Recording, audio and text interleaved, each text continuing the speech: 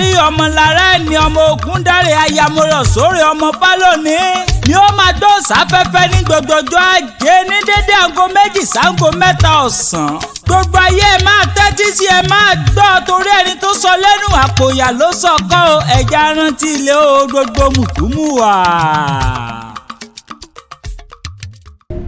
Kindly click like and subscribe to our YouTube channel and press the notification button for